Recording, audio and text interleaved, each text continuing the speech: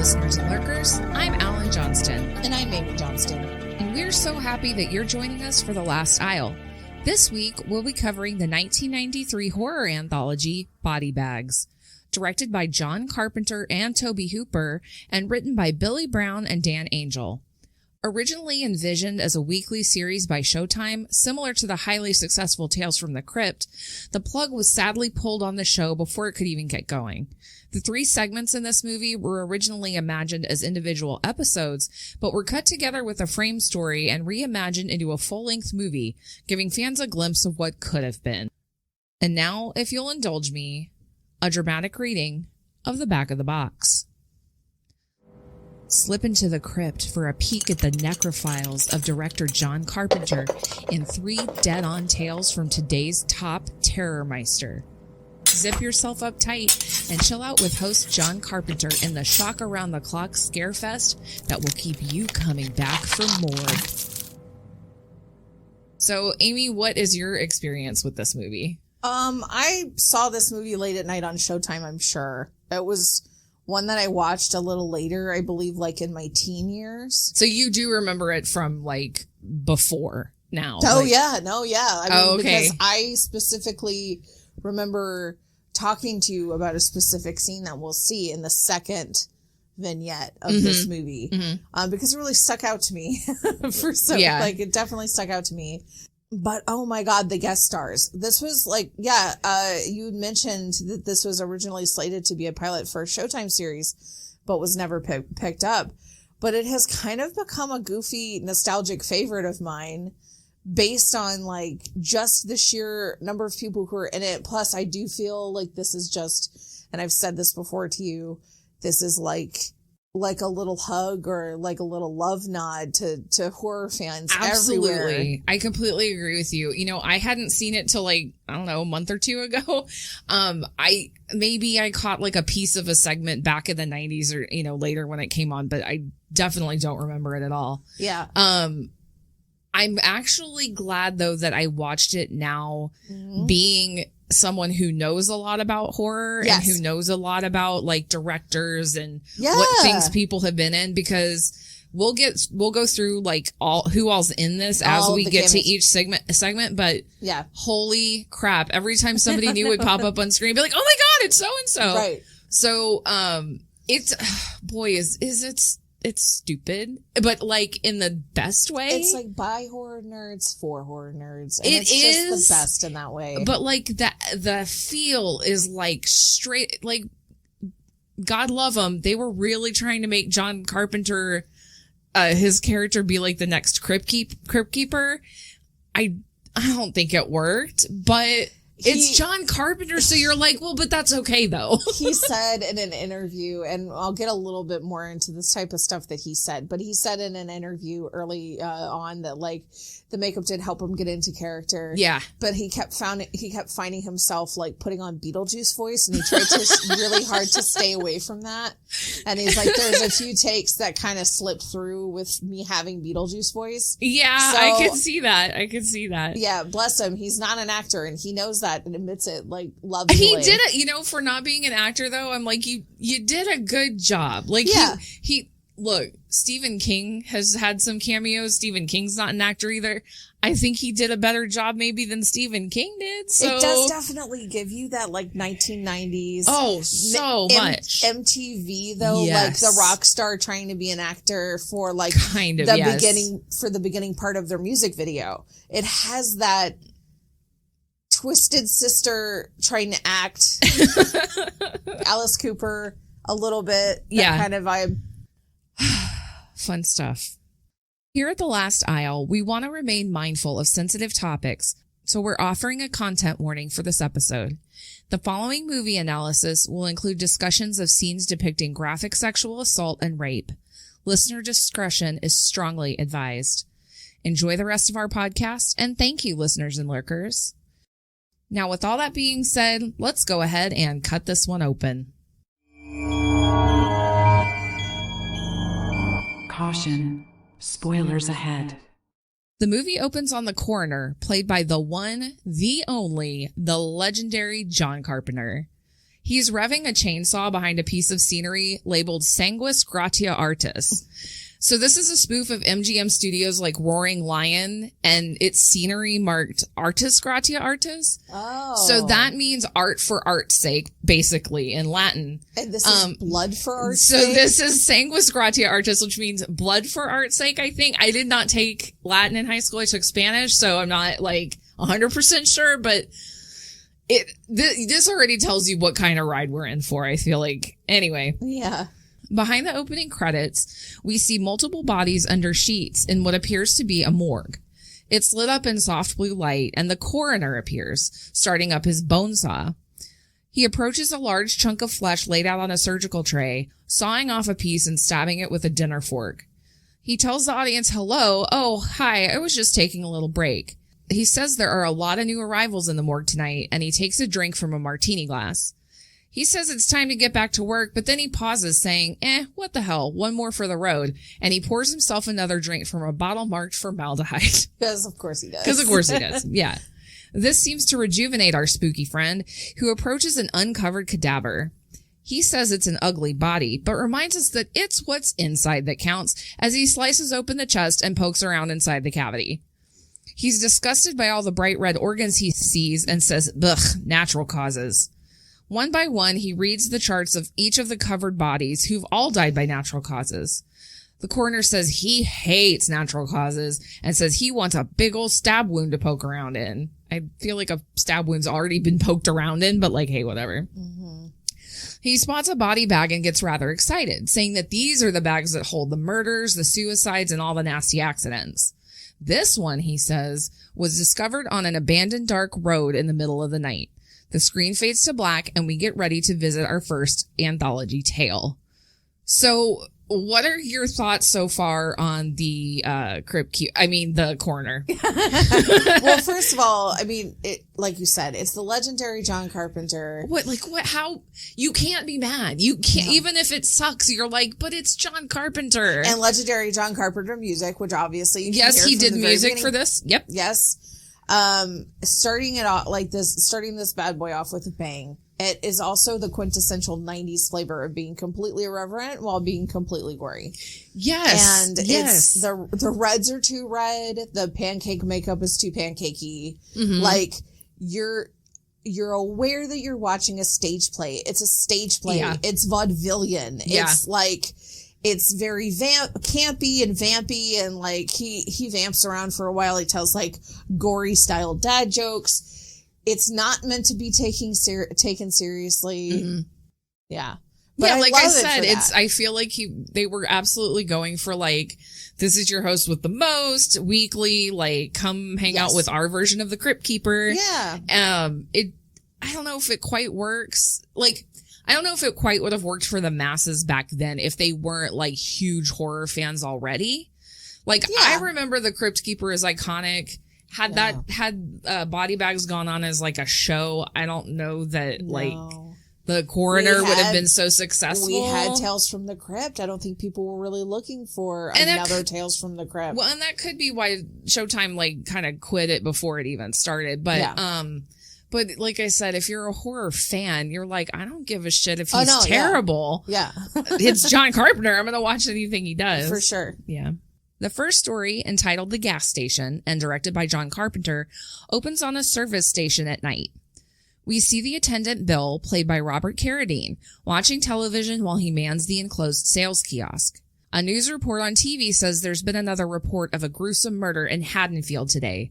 The body of a young woman was found in a dumpster. We, of course, know that Haddonfield is a reference to where Halloween took place, John Carpenter's Halloween. Right.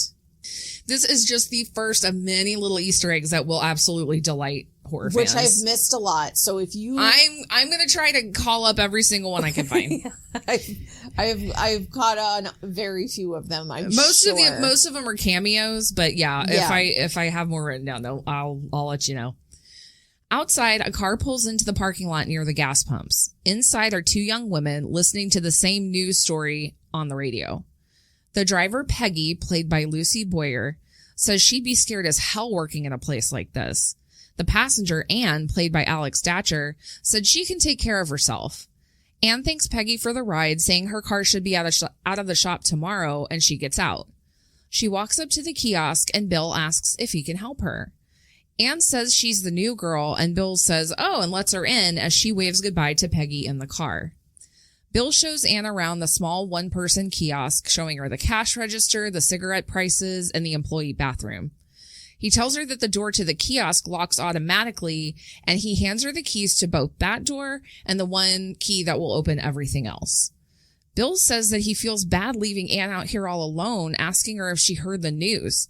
She says she heard the news report and that it is just horrible. Bill writes down his phone number, saying that if she needs anything, she should just give him a call. They tell each other goodbye, and Bill leaves. Anne watches him walk away through the window, him driving off in a very beat-up car. We see in the shot that gas prices are $1.14 a gallon, and I had to cry. Oh my God. I know. I didn't notice that, but now I'm depressed. I know. I was like diesel was like $1.40. I was like, oh God, stop Remember it. when diesel used to be cheaper than regular? It's the other way around. Oh my God. $1.14, if only. In the next scene, Anne is studying diligently, and we get a jarring musical sting as a man's face appears in the window behind her, which she does not notice. There's a brief flash of Anne's notes showing that she's studying antisocial personality and sociopathy. So I'm all about a girl who has an interest in psychology. Oh man, like the best abnormal sight. I know. I love it. A sudden loud knock on the window behind her scares the shit out of her, and a disheveled man credited as Pasty-Faced Man and played by Wes fucking Craven. The Wes Craven. Asks for a pack of Coronados. I'm wondering, and I didn't look, but like, I would figure Wes Craven and John Carpenter have to be at least friendly. I mean, yeah. But like, you credit your friend as Pasty-Faced Man. Like, that's not a nice thing to say about your friend. He does have a pasty face. No, he does. He does. But I was just like, you couldn't just be like, dude in the brown jacket. You had to be like, nah, man, you got a pasty-ass face. Pasty-ass face. It's your face. Anne looks annoyed by the knock, and she cashes the man out, who looks at Anne with a creepy, assessing grin. He lingers far longer than he needs to, and when she asks if he needs anything else, the man asks what she's reading. She says it's for school, and he goes, ooh, college girl, huh? Why are men like this? Please fucking stop. I know. He tells her that he has some bourbon in his car and says maybe he can get her to come out of the booth, waggling his eyebrows like a fucking cartoon character. Yeah. She does not respond, with the look on her face saying that she has clearly had enough of this shit. Yeah. The man says that maybe he'll see her around, and he leaves. She watches super closely as he drives away. Doesn't he tell her to smile at some point? I feel like he tells her to smile, but like...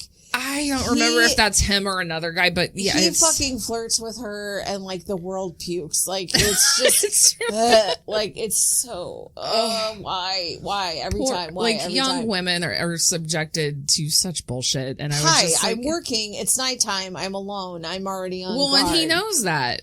And like, what's she gonna be like? Fuck yeah, man! I'm gonna party with like, you're in like kind of a scuzzy sport coat, and like, I just get a break. I don't know. He's Wes Craven. Do you know what movies I've done? He's pretty famous. Yeah.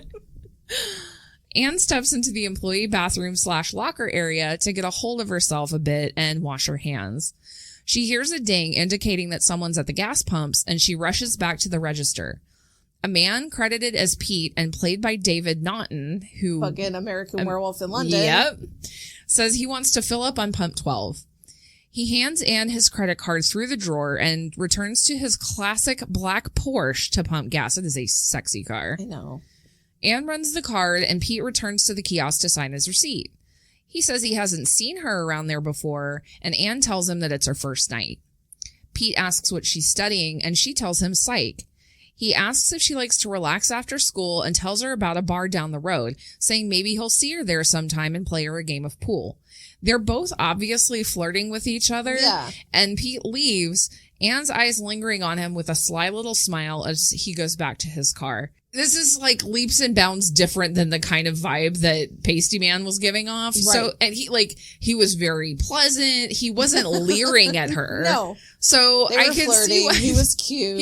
And he had a nice car. He was tall. Yeah. So yeah, quite a far cry from Mr. Like, let's go have some bourbon in my back seat of my beat ass car.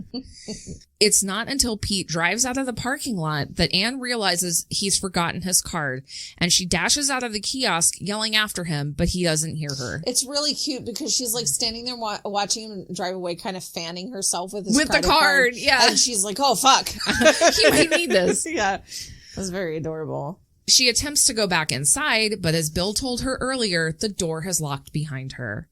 She grunts in frustration as she notices both sets of keys still inside the kiosk on the counter. While she tries to figure out what she's going to do, she's approached from behind by a very bedraggled-looking man credited as Stranger, played by Buck Flowers, who startles her and asks if he can have the restroom key. I believe that Buck Flowers was in The Fog, which was John Carpenter. There's quite a few. Guy. He is that guy. He has been in some horror stuff. He has worked with Carpenter before. You'll see a lot of Carpenter folks show up throughout this movie. Anne keeps looking behind her at the man as she goes to the garage. His presence seems to have spooked her. Anne rifles around in the garage office, searching through the drawers and on the desk, knocking over a photo and breaking it. As she sets it back up on the desk, we see that it's a picture of Bill, who's Employee of the Month. Yeah. But the photo is of Sam Raimi as Bill, not Robert Carradine, who is supposedly Bill. Sam Raimi as in Evil Dead. As in, oh, yes. Oh, yes. Yeah. Love Sam Raimi. Perfect little tiny photo cameo. Like, it was so great. Yeah. Anne finally locates the keys, going back inside to unlock the kiosk and retrieve the restroom key for the stranger. He smiles and walks away towards the restroom. Just then, the bell for the gas pump dings, and two people in a convertible are cutting up hysterically and, like, whooping. Yeah, dude, homeless man seems nice enough. It's the next fuckers that scare the shit out of me, rolling up all skeezy. They're so loud. They're super drunk. I'm gonna guess drunk or just under the influence of something. They're, like, the guy has, like, Texas Cadillac dealer just, like, all over or him. Insurance salesman. Something. Or, yeah. Yeah. A man in a sport coat and tie approaches the kiosk, shouting back at the woman in the car to fill it up while he goes to the bathroom. Actually, he's like, I gotta use the John, which, okay. The man who is credited as Gent and played by Peter Jason, this guy who was also in Carpenter movies, he was in They Live and Escape from LA. So that's why I'm saying, yeah, like, basically, by the way, I actually have something to say about that. Okay, so Peter Jason, credited as the Gent, looks super familiar to me, so I looked him up, but he's like literally in 271 things, including an episode of Golden Girls, Arachnophobia, and yes, They Live.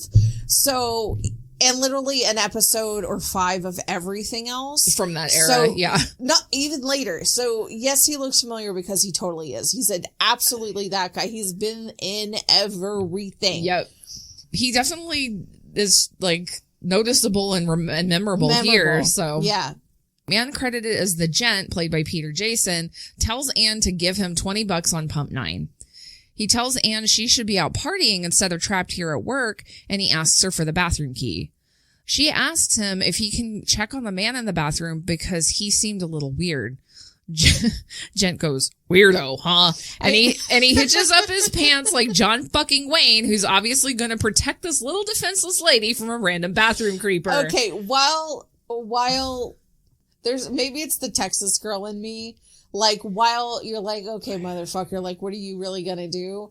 Like, the Texas girl in me is like, yes, sir, please go take care of the scary. I mean, you're offering, I'll let you. I'm not gonna. And she asked, she's like, can you just go check on him and make sure he's like, not like. I'll do it. Yeah, so it was. I'll take care of you, little lady. It was annoyingly adorable. Yeah, it was endearing in an annoying way.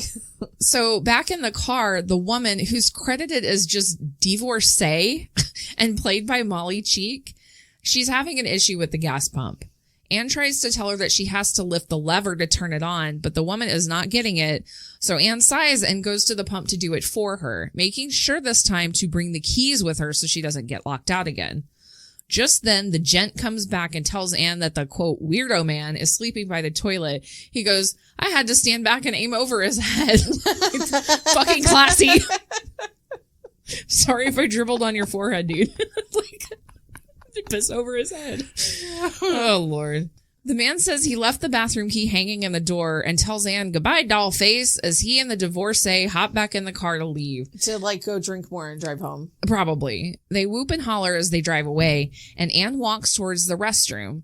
She stops outside hesitantly, opening the men's restroom door and stepping in. She kicks one of the closed stall doors open, expecting to see the stranger, but he's not there. She checks the other stall, but the stranger's not there either. She turns to see a drawing on the wall that someone has done with markers, a bloody piece done of two figures being tormented by a multi-armed demon, both bodies being pierced by knives. It is a gorgeous, gory sight. This is the coolest drawing. I would not have reacted the way she does. I would have been like, oh my God, that's awesome. No, I would have been like, oh, rad, and studied the bathroom door way longer than necessary. Yeah, she's disgusted. I might still be in that bathroom looking at that art piece. I'd be like, I'm getting out my cell and I'm taking a picture of it. This is going to be my next tattoo. It's going to be my back piece. Yeah, it was pretty cool. But she's disgusted. So she walks briskly and nervously back to the kiosk, and she's startled by a loud noise coming from the garage. We see an old beat up truck being raised on the hydraulic lift inside. Sufficiently freaked out, Anne goes inside the kiosk to the phone to dial the number that Bill left her, but she gets a busy signal. She tells herself out loud, I can do this, and grabs a large wrench, heading outside toward the garage, but leaving the goddamn keys again. She forgot the keys again. But she remembered her thwacky wrench. It's a large, heavy wrench. It's a good wrench. It's great. It's like the meat tenderizer we talked about a couple episodes ago. It's like nice, solid, heavy, it'll do some damage. Yeah. But she left the fucking keys. Put them in your pocket. Anne steps inside the garage and a loud hiss scares the hell out of her. She accidentally stepped on the air hose. Looking at the truck, she sees the back of a man's head that looks suspiciously like the stranger's. Anne grabs a work light and approaches the cab of the truck. Inside is indeed the stranger, but his throat has been completely slashed open. I liked him. He was just a harmless little homeless guy. He was nice. Yeah, the guy said he was just sleeping in there, so he wasn't doing anything wrong. Anne screams, stumbling backward and into a rack of motor oil. She falls, leaving motor oil spilling onto the floor. We see a glimpse in the garage office of a man in a blue work shirt holding a machete, getting another shot of Sam Raimi as the employee of the month bill in the shattered photo on the desk. The unseen man hangs up the phone. Anne locks herself inside the kiosk again, calling Bill's number for a second time. This time it rings, and we see the unseen man in the garage office pick up the phone. He says, "Hi, this is Bill. I can't come to the phone right now, so if you want to talk to me, leave a message." The camera pans up, and it is Imposter Bill from the beginning of the movie. Yep, Mr. Carradine. Yep. He cuts the phone line with the machete, leaving the phone line dead. Anne looks out toward the garage and sees Imposter Bill coming towards the kiosk, armed with the machete and also grabbing a sledgehammer. It's like overkill. Right. If the blade doesn't get you, the big fucking sledgehammer will. She picks up the phone again, dialing an unseen number, but they're taking forever to answer. All the while, Imposter Bill is approaching. Finally, 911 answers, but Bill is too close. Anne just has time to shriek, "There's a man!" and drops the phone as Bill takes a sledgehammer to the kiosk window. She leaves no information and hangs out. Well, she just dropped the phone. The dude was breaking in through the window. She's like, "There's a man. Do what you can with that." Good luck. I hope the tracking of her location was okay. As an aside, a little mom tone, and I'm just gonna say this because I watch a lot of true crime. If you're in a similar situation and you have time, no matter what, scream your address. Scream your address. Always give where you are. It doesn't matter if you can tell them anything else. If you can just scream your address and he's coming, he's killing me, whatever. You can say, but if you're in distress and you scream your address, somebody will be sent out to check it out. So, sorry. They'll at least send the cops. They might send EMS or the fire department rescue or something. It is the hugest pet peeve of mine. Did we learn that when we were kids? Yes. Like you tell it, well, especially now with cell phones, like they get where the tower is that you're pinging off of, but it's not like GPS. They don't get your specific location. To the point that dispatch anymore doesn't even say 911 what's your emergency. They usually say 911 what's your name and location. Yeah. Because they're trying to find out where you are because so many people are so scared. Anyway, this is such a digression, but call 911, tell them where you are. Speaks to our true crime knowledge. Anne runs into the employee bathroom to look for something to arm herself with. She searches through the boxes and lockers as Imposter Bill continues to smash the window. She opens the last locker. An employee of the month, Bill's body falls from it, throat slashed. R.I.P. Raimi. Mm-hmm. Anne screams and falls back with the body on top of her, just as Imposter Bill has made it inside the kiosk. As he goes into the bathroom, he is met in the face with a swing from a footstool, bloodying his nose and calling him to fall backwards onto the floor. Stool to the face. Yeah. I said it before, use what you have at hand. If it's a footstool. If it has metal, even better. If it's a table leg, yeah, you do it. Yeah.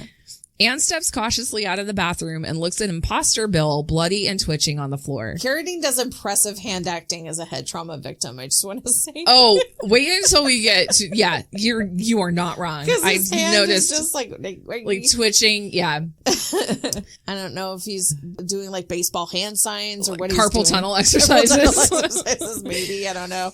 Anne opens the door to leave the kiosk shaking. Just as she starts to walk away, Imposter Bill grabs her around the shoulders from behind. She's able to break free of his grasp, and he falls on the ground again, seemingly dead. Yeah, but before he does that, he just goes, bitch. Falls out. Oh, I love how women are bitches for trying to, I don't know, save their own lives. You spurn my advances of trying to kill you, bitch. She runs off crying and coughing, and we see Imposter Bill get up off the ground again in the background. Why does she keep taking her eyes off this guy? She has not watched Horror Movie 101. I know. Keep your eye on the killer. Sure. Just keep letting him get up. Also, you didn't double tap. Why didn't you double tap? Right. I pinched him really hard. He's probably dead. Like, no, dude. He's going to get up. She stupidly refuses to look behind her till the last minute when she sees Imposter Bill coming towards her with the machete. Mm-hmm. She flees into the garage and hops in the truck that's on the lift, starting it up, but Imposter Bill has switched on the lift, leaving the truck suspended in the air. As he smirks and approaches the truck, he's suddenly tackled from behind by Pete, the flirty customer from earlier. American Werewolf to the rescue.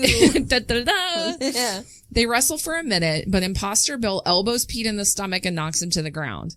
Imposter Bill promptly slips in the motor oil spilled earlier by Anne, and we see the truck start to lower. Anne, who has escaped the truck, watches and says, "Die, you son of a bitch," as the truck lowers itself on top of Imposter Bill, crushing him as an impressive spray of blood spews forth from his body. Yeah, it's an airbag full of red paint. It's fantastic. Delightfully everywhere, a la Crazy 88's kill scene. Oh, yes, from Nick Kill Bill. Yes, absolutely. It's so much. It's over the top. It's great. This is another piece of hand acting from Imposter Bill, from Carradine, because the whole time, like, as he's dying, his two hands are just, like, shaking and, like, kind of clawing towards the floor, and then he just dies. Yeah. Pete looks at Anne and goes, "Forgot my credit card," as we watch the laughably slow final death throes of Imposter Bill. We cut to a shot of the gas station from outside, and that is the end of segment 1. Yeah. What did you think of the gas station? Oh, I loved it. And also, like, I have to mention here, Howard Berger, who also did the makeup effects on the Orville, which is worth checking out just for the special effects alone. Oh, yes. But also Kill Bill. Yeah. Did the makeup on this. Mm-hmm. So, like, that giant bag of blood spray that you saw was reminiscent for a reason, because he took that and worked on those amazing blood gags in Kill Bill. There's 3 makeup artists and effects artists in this movie, and it's Greg Nicotero and Berger, and I can't remember the guy's last name. It begins with a K. Robert Kurtzman. Thank you. From Haunting of Hill House and Dusk Till Dawn. They have a company, because I think Berger left, but they have K&B Effects. Yes. I love it. It makes me the happiest anytime Greg Nicotero shows up on anything, anytime K&B shows up on anything. Yeah. So you combine Carpenter with those guys at the effects helm. I'm like, I don't really care what the plot is. I'm gonna there. watch it. Yeah. Yeah. I don't care what you do. Yeah. You want to just do a showcase where you just show me cool shit. You want to just show like here's a blood gag I came up with. I'd be like, I don't really care about context. Go. Because I miss Face Off, you guys. Oh my God, that show was so good. So back to the plot of Gas Station. We just get so sidetracked talking about effects. What did you think? Oh, I absolutely, this is not my favorite segment, but I love this segment because like, it's kind of my brain canon that like Revenge of the Nerds, like his life went really, really awry after that movie and he became like a really angry serial killer and then he ended up here. So that's just like working at like the night shift at a gas station and killing women. Wasn't he just like wandered into the gas station and killed the gas station attendant and just wanted to kill a bunch of women because he's super mad about being a nerd. How shitty everything went right after college. Like college, he peaked in college and then he became a serial killer. I liked this segment. I struggle with this one and the next one is which one's my favorite? Because this is just like good old slashery tastiness, you know? And I think, I can't remember with a good final girl element. Yeah. Although she doesn't really final girl as much as... I can't remember who they talked to, but somebody said that basically this movie, and we'll get into the other two segments, but you have a slasher, you have a black comedy, and then you have kind of a psychological thriller. So it's like they were trying to do different types of horror for each segment, which I do appreciate. The way that Twilight Zone or Outer Limits would, like, it would be different. Yeah. She sucks as a final girl because, like I said, she did not know any of horror movie 101 rules. She spent a lot of time running and just not looking behind her. Like looking behind her when it didn't matter and then forgetting to look behind her when the dude was actually behind her. Now, help me with my chronology here, but if memory serves, she called Bill before she called the police after she discovered a body in the truck. Correct? No, you're right. So it's busy first. Then she calls Bill's number a second time, and that's when he just like live says, "It's not me. Leave a message." Yeah, blah, blah, blah. I didn't only kill this guy. I killed this other dude. He's Bill. But yeah, no, that was pretty stupid. Like, just call the police, then call your boss or your coworker. Yeah, or I just whatever want to let you know I've discovered a body. I've called 911. I've left my location. They're on the way. Yeah. So she's a final girl, but I'm upset. She's a final girl, but it's not really because of much that she did. Got to thank Pete for that. Yeah. All right. So back with the coroner, we see him sitting behind a desk wearing a doctor's coat. He asks someone off screen how long they've had these feelings of hostility, and we see that he's talking to imposter Bill's dead, bloodied body in a chair. Sort of. I mean, it doesn't really look like Bill at all. It's no, just like it's supposed to be him. He's in like that same blue work shirt. The coroner tells him that he's hopeless and really should have had a lobotomy. The coroner moves back into the morgue, tossing the lab coat aside and reviewing more charts for causes of death. He says he's going to check the drawers and opens a drawer that seems to be stuck. The reason it's stuck? It's because of a blonde woman's very large breasts. Like, hardy har. The coroner muses that obviously the drawers were built before breast implants became so popular. This is 100% like 13-year-old boy humor, which is how old I would have been in 93. I'm kind of here for it. It's also like, you also have to understand, like, California in the 1990s, that shit was everywhere. The breasts are giant. The breasts are giant. They don't flop to the side. They are very clearly implants. These are the Pamela Anderson years. Yes. And, like, the implants were unnecessary. At this point in time, I get it. It's a joke. Haha. 90s comedy. Yeah. He pulls open two more drawers, one with a man and one with a woman, both decapitated, but with the heads being stored with the opposite bodies. He wonders aloud if maybe this was the result of a marital spat and picks up the disembodied heads and tells them to kiss and make up and like kisses them together before throwing the heads away behind him. Again, love it just because the makeup is so great. Like these two fake two heads, yeah, are real looking. They really look good. That is one thing about this movie I cannot fault it for is its effects. Like, we'll see a little CG in a little while that's like kind of 90s questionable, but for the time it was good. Also, the makeup's great. If you have like, what's that whatever phobia? Oh, yes. If you have trypophobia, the fear of holes, you're gonna want to skip the next segment. You can maybe listen to it, but I wouldn't advise watching it because there's some triggering stuff. It's what you think it would be. It's horrible. Finally, the coroner finds another body bag and unzips it to take out a plastic bag full of bloodied organs and viscera. He says that, amazingly, this is a human body. It fell out of a high-rise onto a car, which swerved in front of a train, and then was dragged under the engine.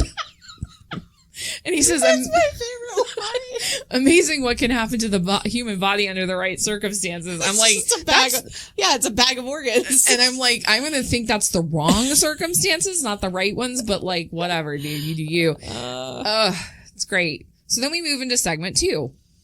Segment 2, titled Hair and also directed by John Carpenter, opens with Richard, played by Stacy Keach, lighting a candle and selecting a bottle of wine. He glances at the TV as an ad for the Roswell Hair Growth Laboratory plays, a doctor on screen promising that new hair growth will happen virtually overnight. Yeah, this, I don't know if you see the inside of his apartment yet. When you do finally see his apartment, it's obvious that he is like successful. He can afford to have the most 90s looking upper class condo / apartment I've ever seen in my life. So much so that the carpet is white, the drapes are white, the couch is white. There's lots of glass and metal and yes. The wine glasses are black for some reason. Yeah, it's great. But the carpet is white. Come on, 80s. Come on, 90s. Oh, it's so good. Come on, man. Oh, it's so good. Richard examines his thinning hair in the mirror, combing it in different ways to try to hide the fact that he's balding. He opens the door to greet his date, Megan, played by Sheena Easton, of all people. Like, Sheena Easton, she's a musician. She was a singer. Yeah. My Baby Takes the Morning Train and like For Your Eyes Only, which was like a Bond song. Was she the one who played the drums? No, that's Sheila E. I'm dumb. Okay. No, that's no, fine. Sheena Easton. No, I get them confused all the fucking time. Yeah, so it's not just you. But like, you just told me today and I did not know this. Yes, it's Sheena Easton. She's No. I know I didn't know she's freaking Scottish, man. Yeah. Until you told me that. Mm-hmm. Yeah. She's not Scottish in this. She's mostly not Scottish in this. Occasionally, a cadence of speech will slip out, and I'm like, oh, that's from like a Scottish neighborhood in Jersey. Yeah, kind of. Yes. Or like a Jersey neighborhood in Scotland. Yes, in this. Absolutely. They sit and eat dinner together, Megan asking Richard what he's done to his hair. He says nothing, but then just says he's combed it a different way. Megan asks him if he's worried about his hair thinning, and he says no. She continues that he's very handsome, but he frets, saying that she must not like his hair. She stresses to him that she likes him. She compliments the meal, but Richard is laser focused on his hair, asking Megan if she thinks he's going bald. She says no, but who cares if he does anyway? He can't believe that Megan doesn't like his hair, that she thinks he's going bald, and she says of course she likes his hair, and Richard continues that he doesn't know how she can even look at him this way. Like obsessive, like terrible this is picking himself apart at every turn. Okay, so I have like a little bit of a cute, sweet story about the actor, about Stacy Keach. I really like him. He said the subject was very near and dear to him because he lost his hair when he was very young, and his mother and father would nag. They would go wear your hairpiece. You're not going to get roles. People want to see you young and beautiful. Oh my God, that's terrible. I know. And he said that his mother actually paid for a hair transplant for him when he was young. And that he had one session. He was like one of the early guinea pigs for that type of procedure. He said he wasn't fond of it, and then he said no way, he'd just wear the hairpiece. But like this, he chose this one specifically. Like he wanted to do this one because he was like, no, this is near and dear to my heart. Like he had like an emotional well to call on. He's like, I've been here. I know what it's like to be very self-conscious about if people are noticing that your hair is thinning or if people are looking at your hair. So like, it makes me like love him more in this role. I always liked him. I think like, I mean, he's now a very much older man, but like at the time I was like, he's an attractive older man. Yeah. Like he's a very good looking guy. He also has, he had a cleft lip. Yes. So, which he often, I think, always has a mustache. Yeah. He was in the series in the 80s called Mike Hammer. He played like a detective. That was kind of at the height of his like popularity and stuff. But like the fact that like he struggled with that, like, oh my God, that just he doesn't come across as somebody who would be like self-conscious about those types of things. No, He he's seems like a very self-assured dude. He plays in other stuff I've seen him in. He's like the dude in charge. Yeah. Like he's the guy who knows absolutely. stuff, does stuff, gets it done. Yeah. So, oh my also, God. just as an aside, John Carpenter picked the script based on this story. He said he read the stories for this script and like he specifically wanted to direct this one. So he picked the script based on this. Oh, that's really story. cool. Megan tells Richard she'll make an appointment with her hairdresser Dennis for him, saying that he'll give Richard's hair a really nice shape. Richard says he doesn't need shape. He needs volume and quantity. He asks Megan what she thinks of this, and he pulls a toupee out of a drawer. Oh, God. She immediately says no way, but he insists that he try it on for her. It, of course, looks ridiculous, and Megan tells him as much, ripping it off of Richard's head and telling him it won't fool anyone. Dude, there are so many good hair pieces out there. This is not one of them. Did not pick a good one. No, he yells at her to be careful, and he puts it back on his head, like shifting it and turning it and trying to make it look just right. In the next scene, Richard's at a salon. Dennis, played by Dan Blom, works with Richard on placing the hairpiece just right, but Dennis pulls it off of his head and throws it in the garbage. He's like, I'm sorry, you're gonna have to get this dead squirrel off your head, and I just can't. Dennis tells Richard that he's in denial and that the piece makes him look like he whispers, he's like, you look like the world's biggest jerk off. That's what he says. The world's biggest jerk off. Yeah, but wearing a leather vest without a shirt does not make you look like the world's biggest jerk off. He's stylish. It's like Scandinavian Bon Jovi. Yes, that's a perfect way to describe him. Same hair and everything. Yeah. He then proceeds to tell Richard that he should just accept it. He's going to be bald within a year. He says, like a Christmas tree lot in January, which is rude, but it's honest. Dennis wants to help, but Richard says no, he can't cut anything off because there's nothing there to cut. Dennis says, okay, fine, just let me style it. We cut to Richard leaving the salon, blown out and sprayed and looking fresh. It's super Trump. It's like super Trump hair. It is, well, not quite that bad, but it is very like sprayed up and volumized as much as it possibly can can like be. flock of seagulls at all? I can see you do. It's not quite that bad, but like, it's like coiffed up. There's like, it's like what? It's like it's got a fwit and a fwee. It's got a fwit and a fwat. That fucking Aquanet is working overtime. Yeah. As the song Almost Cut My Hair by Crosby, Stills and Nash plays in the background, Richard looks up to see a beautiful young woman with waist-length blonde hair, played by model Kim Alexis, walking down the street. It is some seriously thick hair. Yeah. He then sees a denim-jacketed man with equally long, gorgeous locks walking by, played by Attila. Yep, just Attila. That's the guy's name. Attila. Richard looks to the other side of the street to see another man with long, blowing hair walking a dog that also has long, thick hair.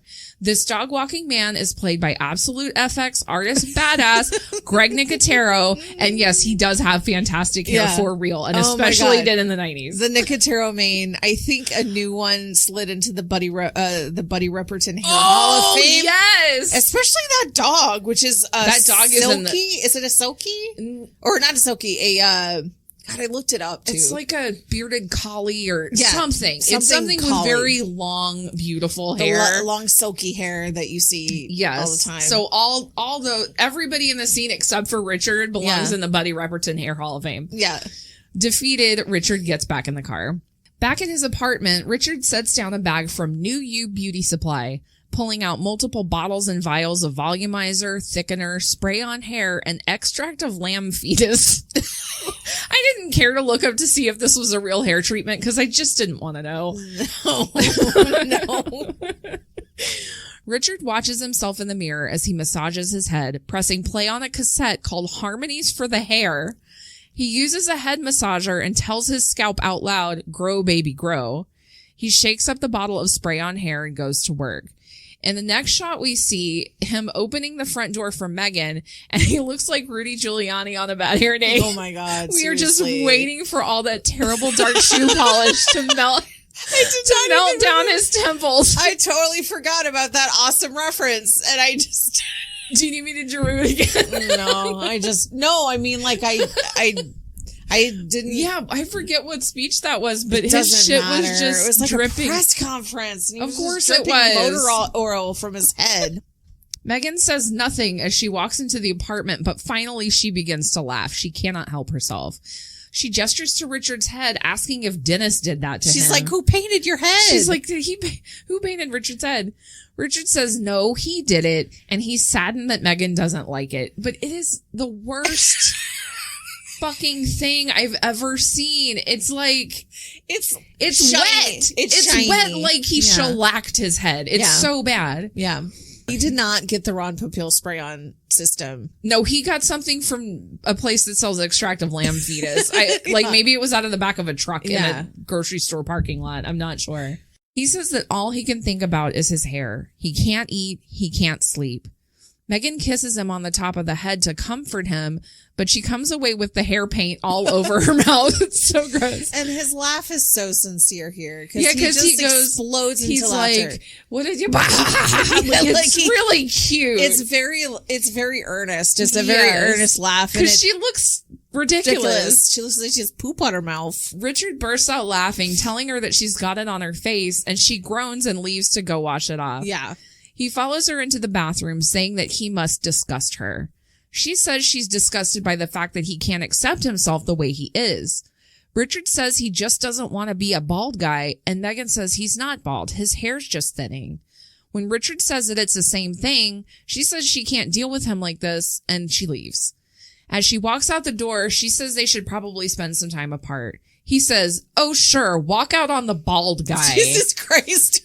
Jesus Christ. He cannot let it go. Megan retorts with, "Hey, do yourself a favor. Wash your head." I don't falter here. No. He's being a lot. Look, I understand being in a relationship with somebody who has something that they're insecure about. I get it. It's fine. I've embraced people's insecurities. I've tried to help them with them, be reassuring. But when it becomes an obsession... This is like dysmorphia at this point. No, it is. Because he said, I can't eat, I can't sleep. It's all I can think about. Yeah. It's like you need a psychologist. Yeah. Like you need to talk to somebody. Richard sits in his apartment, nursing a drink and flipping channels. He sees a shampoo commercial, a commercial for fertilizer for thick, lush lawns. Like, it's like the TV gods are just, teasing him with all this. But then comes again on a commercial for the Roswell Hair Growth Laboratory, and he notes the number down.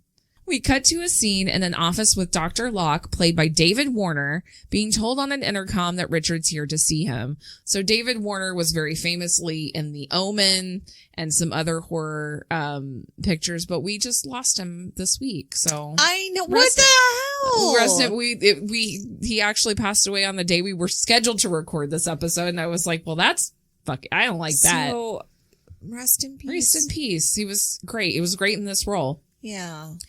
Richard is escorted into the office by a nurse, credited as the nurse, and played by Debbie Harry. Ooh, if I have a nurse in any sort of situation, I hope it's Debbie Harry. She's so badass. Well, she's so badass in this. So we got Sheena Easton and Debbie Harry in the same segment of a horror movie. You know, That's awesome. Also, it made me question, because I was like, oh my God, too, like music.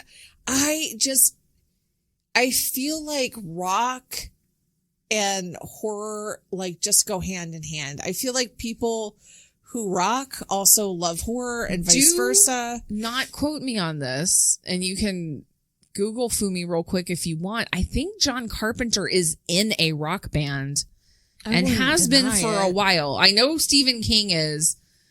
I feel like he's in a rock band with some other good people. I know that freaking guy from Lord of the Rings did some metal stuff. Viggo Mortensen?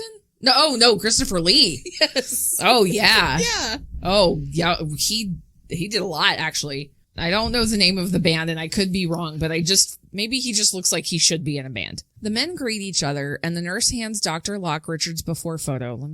Dr. Locke tells Richard that they restore hair by applying a patented protein solution to the scalp in order to revive the follicles. The nurse says flirtily that she thinks Richard will look so handsome with a full head of hair, but Dr. Locke is hesitant. He has to make sure that Richard's a good candidate for treatment. He asks Richard why he wants hair. Richard says he'll feel better about himself. The doctor says bald men are often seen as more trustworthy and that men with lots of hair feel a certain primal power that might bring them added pressure to perform in their lives. Richard doesn't care. He just wants hair. He suspects Dr. Locke doesn't think he's up to it, and Dr. Locke warns him that it'll change his life. Richard says that he's positive he wants that change, and the nurse continues to fawn all over Richard.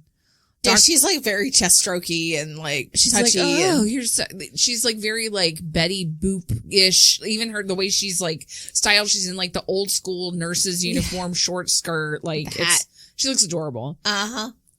Dr. Locke gets up and puts Richard's before picture into the scanner so they can go over different options. He has shown the traditional Republican, the military. These styles are terrible. And so Richard's bad. Not interested. He says he wants something bold, exciting, and sexy. Debbie Harry the whole time is like, yes, sexy.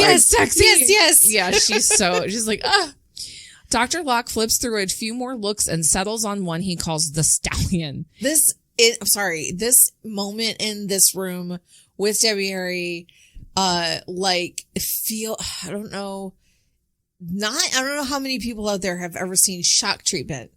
Yeah, not Rocky Horror Picture Show, but Shock Treatment, the sequel. Yeah. I'm sorry, it just gives me that energy. Oh yeah, that's absolutely. all I was gonna say. Dr. Locke flips through a few more looks and settles on one he calls the Stallion. It is a long, dark, thick head of hair a la Conan the Barbarian. Oh my God. Like it's Fabio, but darker. It's all the hair. Great. Richard says that yes, this is absolutely the one for him, and Dr. Locke shakes his hand.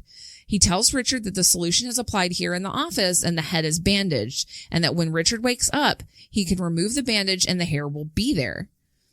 Back in Richard's apartment, he looks at his bandaged head in the mirror, touching it lightly and heading off to bed. In the morning, he awakes, and we can see that the bandage has swelled a bit from its previous size. Yeah. He hurries to the bathroom mirror, saying aloud, "Oh, Lord, please let me have hair. If I have hair, I have everything." As he removes the bandage, cascades of hair begin to fall out. At first, it's just like this perfect like curl that falls out in the front. Yeah, it's really cute. It's like, bloop. Richard is absolutely beside himself with excitement and begins to laugh, running his fingers through his hair. He says it's the him that he always wanted to be. He begins to play act in the mirror, telling an imaginary person that they can't possibly touch his hair, or everyone else will want to touch it, and that, yes, it is the source of all his strength. And then he's like, make sure my troops are well fed. Like he's and literally bring on the women. Yes, he's totally taken over the world in like the 5 seconds he's realized he has hair. Yeah. In the next scene, Megan says it's incredible, and she asks Richard where he found Dr. Locke and how come everyone doesn't go to see him. Richard explains that he advertises on TV and that he's new. They begin hardcore making out in the living room. Megan saying that he even kisses better and that he's so animal. No, it's really funny. Honestly, I kind of expected the hair to look like shit on him. I was like, it looks good. He rocks it a little. Come on. I mean, okay. Yes, he does. Bring yourself back to 1990. No, like bring yourself back to the 90s. On a younger. It's out of age for him. Nah, man, I think he's rocking it. I think he's rocking the long hair. I think if it had a little of his, maybe a little graying at the temples, I think it would be perfect. Sure, it's just some layering, potentially. It won't matter soon, but yes, I'm with you. I'm with you. There are other people that would look way more ridiculous with that hair. For sure. They make it to the bed and do it like they do on the Discovery Channel. The next morning, Megan is dressed in a severely 90s aerobics outfit, like leotard, biker shorts, scrunchy. The highest of high cut. It's so leotard. Great. Yeah. Richard is still in bed. She goes to kiss him goodbye, and he says his throat's kind of scratchy. He may be getting sick. Megan leaves, and Richard goes into the bathroom to gargle some mouthwash. He notices that his hair is even longer than it was the day before, now reaching his waist. In the next scene, 3 women in a salon whisper to each other in amazement, saying they can't believe it. The camera pans over to Richard sitting in Dennis's stylist chair. Dennis combs it in wonder, telling Richard that his hair seems so healthy. He also asks Richard who Dr. Locke is, and Richard just says again, he's new. Dennis tells Richard he's going to cut his hair just a little to shape and style it, and Richard begins to cough a little as he says, not too much. We see a few snips and some hair falls to the floor. 3 hair-like worms inch away from the pile of snipped-off hair. Back at Richard's apartment, he answers the phone from bed, thermometer in his mouth. He tells Megan, who's the one who called, that he feels horrible. He continues that he went to the salon this morning for a haircut because his hair had grown 6 inches overnight. Megan obviously can't believe it. Richard tells her that he's going to have to cancel their date that night, that he thinks he's coming down with something. But no, I'm not seeing anyone else. I'm like, oh my gosh, immediate insecurity now that he has long hair. What the hell is happening? I know. Richard hangs up and walks to the bathroom to check his throat in the mirror. He examines his uvula with a flashlight, and a little hair worm is peeking up to say hi from the back of his throat. I know, it's like, pew. He's like, it's like a periscope. But it's cute. No, I mean, kind of. Horrifyingly cute. Yes. He attempts to extract it, but he gags. He's like, I'm going to get Richard goes back to the bathroom to look up Dr. Locke in the phone book, but he's suddenly too exhausted to do anything, and he collapses back on the bed and falls asleep. We see in a great piece of 1990s CGI that the worm-like threads are crawling under the skin of his neck. It's not bad, though. No, that's what I'm saying. For the time, it's given really how far we've come since then, it does not look bad. There's another thing in a minute that I'm like, that's actually pretty cool. Yeah. Later that evening, Richard is awoken by a phone call. He answers, and we see that his face is broken out in a bit of a rash, and there's now long dark hair sprouting out of his cheekbones. Real quick, the phone that he answers, I had that exact same model phone. That was just a different color, right? It was blue instead of white, but it was my first phone. And I was like, and I'm suddenly a teenager again. I remember that phone. Yeah. Richard's breathing harshly, and he tells Megan, who's called to check on him, that nobody else is there with him and that he really is sick. I guess she doesn't believe him, and so he tells her to soothe herself and hangs up in frustration. Or rather, he drops the phone because he's just too weak to hang it up. Yeah, because he's dying. He's just like, I can't. The window in the bedroom transitions from moonlight into daylight, and we see Richard still asleep in bed. The pockmarked rash on his face has gotten much worse, and 2 of the hair worms are crawling around his nightstand, while another one emerges from his mouth. Richard opens his eyes looking like death warmed over. He's able to drag himself to the bathroom, and his hair is very long, almost down to his knees. He looks in the mirror, and long hair is now growing from his eyebrows, his soul patch, and next to his nose. He's alarmed by the long hair worm coming from his mouth, and he takes a pair of grooming scissors to cut it. We hear an adorable high-pitched scream. The hair worms are not very happy. He's like, ah! Yeah. Richard examines the cut-off hair under a magnifying glass, and we see it gnash its tiny teeth and growl, biting the tip of Richard's finger. So it's like a fake finger. Yes. Like, it's like they made a model of a finger. Yes. And if I had to watch it a couple times, because I was like, I don't think that finger's real. And I looked again. It's not, but it's not that bad. No. So it's pretty cool. I liked it. It's this scene. That's the scene that sticks out in my... Oh, the finger and the bitey worm. Yes. That's why I remember this movie so well. That and John Carpenter, obviously. Yeah. But I remember the little bitey worms biting the finger. Yeah. And I also remember being kind of freaked out by this section too. It is freaky. Because his face is just... It's really... It's cratered. It's got grody. Yeah, and it's gross. Oozing and delicious. Richard screams and he drops the hair worm, who hisses at him and slithers away into the sink drain. Really pissed him off. Yeah, well, he cut him. Richard is sufficiently freaked out, and we next see him driving in the car, looking like Wolfman with a bad case of acne. Yeah. He storms into Dr. Locke's office, where the nurse and Dr. Locke are cuddling up on each other and like flirting. Yeah. Dr. Locke asks how Richard's doing, and Richard just says, guess. Yeah. Like, not well, dude. Not so great, Chief. The nurse and Dr. Locke seem quite pleased with the success of the operation and asks to show Richard something. Dr. Locke retrieves a scalpel and slices open Richard's forearm, where multiple hairworms emerge from the wound. This is another scene that was gnarly for me. Yeah, and unexpected. I was like, oh, why? He's like, I want to show you something, and you don't expect him to just be like, and I'm going to cut your freaking arm just down open. to the bone. Just down to the bone, got to show you something. He doesn't scream or anything. I mean, he's just like... Well, he's too... I mean, I'd be too startled to scream for a second. Dr. Locke says, you earthlings and your vanity... He continues that when they first got to Earth, they were tiny and could barely survive. But then they discovered that human brains are the only food on which the hairworm alien beings can survive. Dr. Locke's eye is shown in close-up, and 2 hairworms emerge from his tear duct. He puts his finger to the worms, and they fully crawl out from his eye. Like little pets. Yeah. These are little friends. Yeah. Dr. Locke says that they're all particularly enjoying Richard's brain because they like fat. He just called him a fathead. Yeah. The hell? Dr. Locke tells the nurse to take Richard to one of the implant containers and call in the next patient. Richard has completely clammed up at this point, either too shocked or too overrun by the hairworms to speak. Yeah, maybe he's brain dead at this point. He's a little bit lobotomized. Very much so. Lobotomized. Yeah. The nurse begins plucking hairworms from Richard's scalp, placing them into a metal bowl for future use. She hums happily, and Richard sits there, quiet and defeated. That is the end of segment 2, Hair. What did you think of Hair? Oh my God. So oh my God, sister. What? You know what I just realized? Roswell yeah. Institute. Yeah. Yeah, the Roswell Laboratory. As you were talking, as you were describing, that hit me. And you know, the doctor's name was Locke, like as in locks of hair. Well, that doesn't. No, I realize that. Oh, okay. Well, I just didn't pick up on the Roswell thing. I didn't get it on the first watch. I pissed.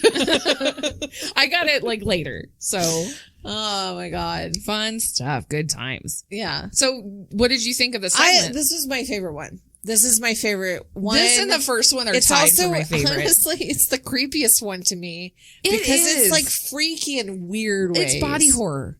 Yeah. It's a little comedic, but it is body horror. Body horror is kind of the genre that like has the best chance of like icking me out a little bit. Just like making my stomach turn. Yeah, like I mean, this isn't quite to like Cronenberg levels, but I mean, it's like you're like, oh, something icky is happening to me. I'm not digging it. You are unwell, sir. Yeah, the makeup in this it's really absolutely spectacular. Again, K&B just knocked it out of the park with this. Yeah. The little bit of CGI they use here, they do use it sparingly. It is a little cheesy, but it's like product of the 90s cheesy, not like cheesy just because it's terrible. You know what I mean? So it's like the way you get nostalgia for goofiness. Okay, so we do rewatches, and like I've heard other people who have other horror podcasts say this before. Like Travis from Pod Mortem has said this. That covering a movie will kind of will kind of like destroy that movie's memory for you. Like you'll kind of just be like, I can't watch it again. I do not feel that way with Body Bags. If anything, it's grown on me more because now I come into it with the knowledge of how many cameos of people that I absolutely love from the horror industry are in it. So like just watching it as like a fun little like, hey, all my horror friend buddies got together and we made this thing. I love that. It's so fun. Like I said, you know, I didn't see this until I was in my 40s. But had I seen this when it came out when I was 13, I would have absolutely loved it. Yeah. I would have loved it though for what it was and not all the cool people and Easter eggs that were in later. It. Yeah. It's just a fun, good time. We'll get into this later about like my ratings and my thoughts, but like it is a super fun, good time. Yeah. Back in the morgue, the coroner examines his hair in the mirror, saying he's getting a little thin on top, and he pulls out a large chunk of his hair. He goes, ooh. Yeah. He says we have time for maybe one more body and asks all of the cadavers in various states of autopsy and dismemberment if anyone wants to volunteer. He calls them all a bunch of stiffs and goes to pour another drink, but the formaldehyde bottle's empty. Annoyed at first, he then remembers there's another bottle. This one's smaller, but with a human eye in it. He says, here's looking at you, kid, and pours himself a Formalde-highball-tini, and we move into segment 3. Yep. Segment 3, titled I, and directed by Tobe Hooper. Yes. Texas Chainsaw Massacre. Yes. Opens on a close-up of a minor league baseball player's eye who's at bat. The player, Brent Matthews, played by a mustachioed Mark Hamill. Oh my God, yay. He takes a swing and it's a hit. Yeah. Team manager, played by Charles Napier, watches the play on television, calling it a good hit as it sails over the fence. So the team manager has like 2 lines in this whole thing. He's played by Charles Napier, who I mostly remember. I mean, he's that guy. He's been in everything, but he was one of the guards in Silence of the Lambs. Oh my God, that's right. He was also like very briefly in Austin Powers, the very first one, and feed my fish. Like when he's like general or whatever. He's like a military guy. Oh my God. I just, every time he pops up, he's one of those immediately recognizable guys. Yeah. But of course I know him most from Silence of the Lambs. Yeah. The manager walks over to Brent, asking him how come he's hitting so well now. Brent says he's just seeing the ball really well, and the manager tells him that the Giants have their eye on him. This is like 3 eye references in the first minute of the segment. And it's called Eye. I wonder if it'll have anything to do with eyes. I think it's about his ear. Brent says he's heard that before, and his teammate, played by Eddie Velez, tells Brent that he hopes that Brent will remember all of them once he hits the majors. The teammate suggests that they go out and celebrate with a few beers, but Brent says he's got someone prettier to celebrate with. He walks to a payphone in the locker room, and the scene cuts to a blonde woman humming happily and wrapping a present, slipping away. No, she does not slip away. She is still alive. She's not dead, though. Slipping a card onto the box reading, "To Dad from Mom." Kathy Matthews, played by 1960s fashion icon Twiggy, answers the phone. This movie has everything. Also, former supermodels, hairworms, Debbie Harry, cameos by horror movie directors, stunt casting, Dan Cortez. I literally wrote Dan Cortez. Yes, I did. You cut into my bed. Oh my God. Oh, shit. Also, can I just say really quick, like it's really cute and endearing, and it kind of sets up the love, because the teammate is like, man, it should not be allowed for you to love your wife. Yeah, it's not natural to love your wife that much. Yeah. Kathy asks Brent how he did in his game, and he tells her he did great. She's so happy for him, and she says she's got some good news for him too when he gets home. He presses her to tell him the surprise now, but Kathy's going to make him wait until he gets home. We next see a road being pelted with rain during a thunderstorm. Brent drives down the road in his car and reaches into the floorboard to select a cassette tape for the drive. So I paused it here because this is the person I am. I paused it here to see if I could read some of the cassettes in the box. There's Michael Jackson, Fleetwood Mac, Doobie Brothers. Like, it's we had a fight about that. Well, not a fight, but a disagreement about the Michael Jackson one. No, I just asked. You were like, I wonder which album that is. And I was like, it's bad. And you're like, you don't know. And I was like, bitch, I know. No, I won't. Do not challenge my sister on anything Michael Jackson. Just don't do it. Pro tip. Brent can't reach the one he wants, and after a couple of attempts, he unbuckles his seatbelt and bends way over to get to it. I also paused here to see which cassette he was trying to get to, and it's Cosmic Thing by the B-52s. This right here, this is why it takes me so long to write my scripts, just in case you wondered. Look. You called me Rabbit Hole or something. Yes, during one I of our podcasts. also Rabbit Hole, but she is also Rabbit Hole. I can't help it. I know. I don't know why I'm like this. Just read faster, so it doesn't take as long. This is a bad move, as when Brent looks back at the road, a deer has suddenly appeared in his way. He slams on the brakes and skids off the road into a telephone pole. The car smokes, and there's no movement from inside. Just then, a couple emerges from a car that's happened that has happened upon the accident. They run to the door to check on Brent, and as they open it, he turns his head. We see that there is a large piece of glass emerging from his eye. I also remembered this, and they slow play it. Like, they show it a long time. Yeah, you don't... Well, yeah, and it takes him a minute to crane his head, and you see that it's, oh God, his eye's all fucked up. And then he kind of like reaches up for it. He like grazes it with his finger and screams. Falls out in pain. But like Mark Hamill's like, he's a good, I mean, come on, he's Luke. So he's a good actor. And so Mark Hamill has done many, many things. He kind of went on later in his career to be an amazing voice actor. The best Joker. He is the best Joker. This episode, and I'll talk about it more later. Oh my God. Like his range, especially of anger and stuff. Oh my God. Okay. I'm getting ahead of myself. Brent falls back into the car seat looking to the Good Samaritans for help. In the next scene, Brent is in the hospital with his head and his eye bandaged, his wife Kathy at his side. She tells him it'll be okay and that Dr. Bregman is here and needs to talk to him. Dr. Bregman, played by legendary movie producer and king of the B-horror movie, Roger Corman. Jesus. I'm telling you, everyone's in this. Comes in to see him, and Brent says that he probably has a concussion and is going on the disabled list, kind of like half joking. Yeah. But Dr. Bregman says he's sorry to deliver the bad news, but Brent has lost his right eye. Brent gets emotional, saying that he's a baseball player and that's the eye he uses to see the ball. Dr. Bregman leaves the room and returns with another doctor, Dr. Lang, played by John Agar, who's the king of the B-horror movie actors. So you have the king of the producers, the king of the actors. Yeah. Dr. Lang says that he thinks he can help Brent. He's been working on being able to transplant an entire eye, but he hasn't done it before. He'd be willing to try on Brent, however. Brent says, I could play again? Dr. Lang says yes, and if it doesn't work, they'd just have to remove the eye and they'd only be back where they started. Dr. Lang is willing to get started right away as they've just received a donor eye that's a great size match for Brent. He says it's a brown eye and not blue like Brent's, but that they can correct that with a contact lens. Brent is talking to Kathy in the next scene, discussing the operation. She says, an eye from a dead person. Ugh.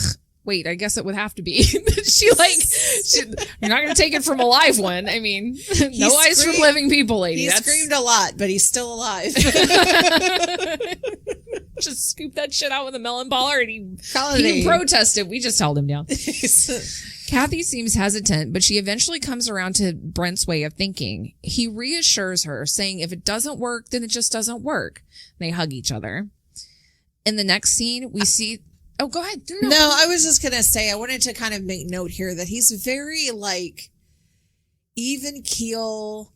They're like an affable dude. They're a sweet family, like, God-fearing people. Like, they're sweet together. They're sweet and, like, they're wholesome, salt of the earth, wholesome folks, both of them.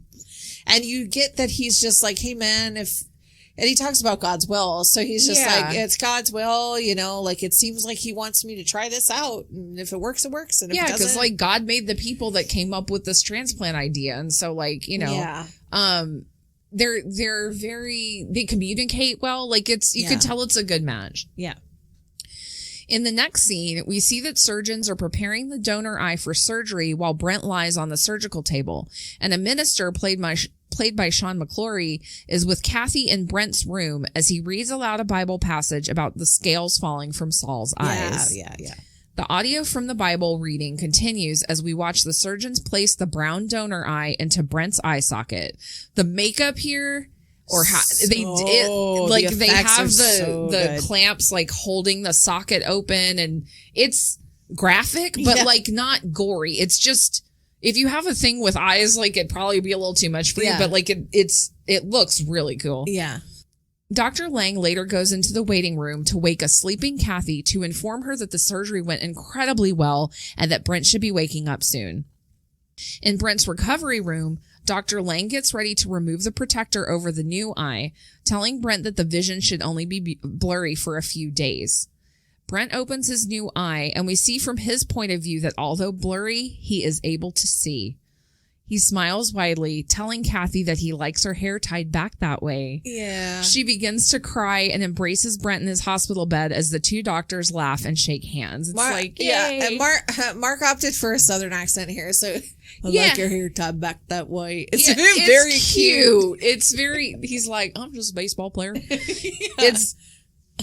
But I don't, it works. Like, coming from him, it works. Yes. It's not cheesy. No. I mean, it is, but like, not too cheesy. In a lovable way. Very much so. Yeah.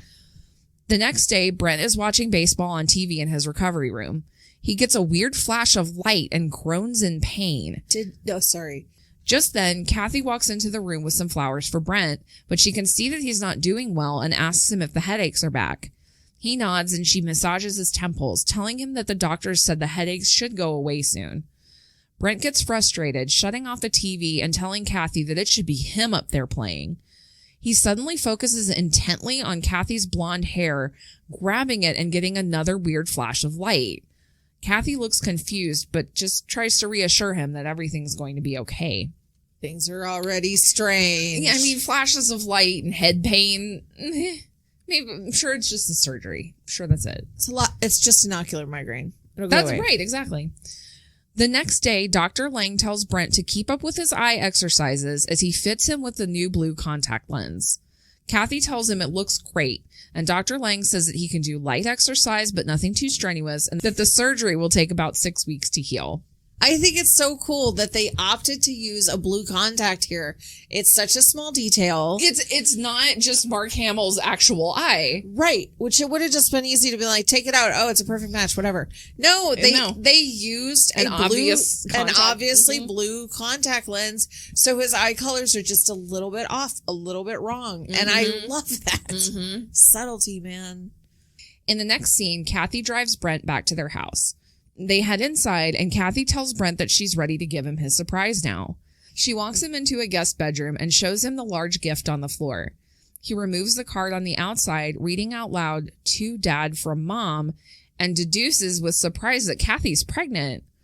He seems a bit shocked, and Kathy asks him if he's happy.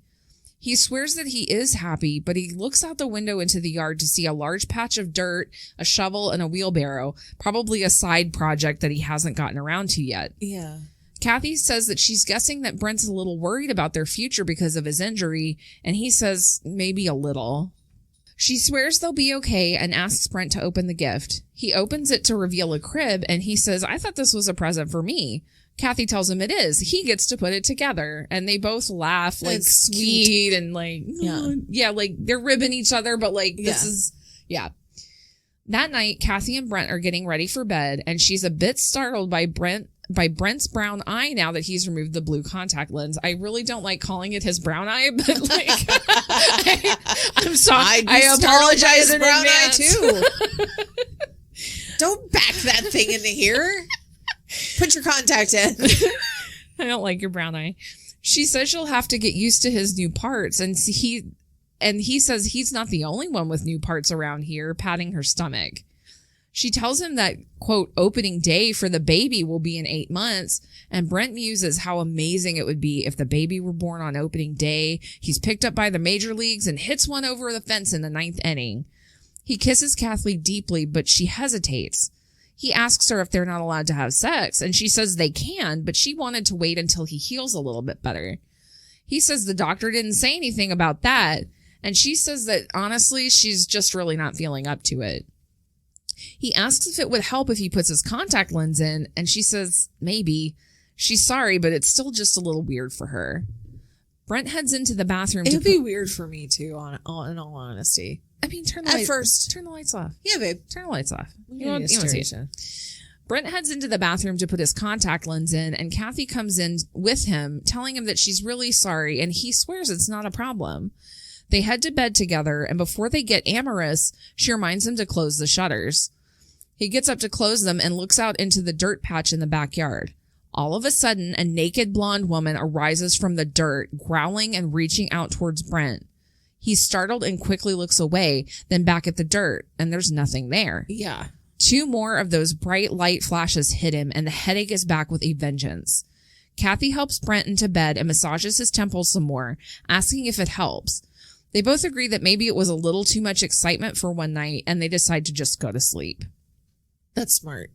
Yeah, I mean, like, 2 days after surgery, like, let's not, like, you know, let's like time it out on the monkey love. Nothing to like ruin the mood, but a fucking migraine. No, seeing a dead woman. Seeing a dead woman shoot out of the backyard. Absolute boner killer. The next day, Brent walks into the yard, examining the dirt patch and the shovel sticking out of it. Kathy calls him in for breakfast and he heads inside. She tells him she needs to leave for work, and she drops her keys on the floor as she goes to retrieve them from the counter. Brent watches as her hair cascades over her shoulder while she bends over to pick up the keys, and he's hit by the flashes again. Kathy asks him to maybe he can try to put the crib together today, and he growls at her, telling her that he has a backyard to deal with. She says he doesn't have to yell, and Brent says, "Did I? I'm sorry." Completely not realizing that he snapped at her. Yeah, it's so... Yeah, like, you believe him. You're like... Yeah, because he's like, "I have the backyard to deal with." And she's like, "You don't have to yell." And he goes, Did I do that? It's very just like flip on a dime. It's crazy. Kathy leaves and Brent stands up to take his untouched breakfast plate to the garbage disposal. He turns it on and he's hit with a vision of a bloody hand spinning and grinding inside of the disposal. That's pretty awesome. It is very cool. Scared to death, he shuts it off and then sees that the sink is clean of the blood he just saw. He reaches into the disposal. Please, right? I just wrote, "Fuck no, please don't do that," because I don't care if the power is turned off to the house. I don't want to stick my hand in the disposal. I've done it a million times, and I hate it every time I do it because you have to. Sometimes you have to stick your hand down in there. I just don't like it. And I'm always like looking at the switch and looking at the switch and looking at the switch. I've seen enough like horror movies to be like, that thing's coming on. It's gonna rip my hand up.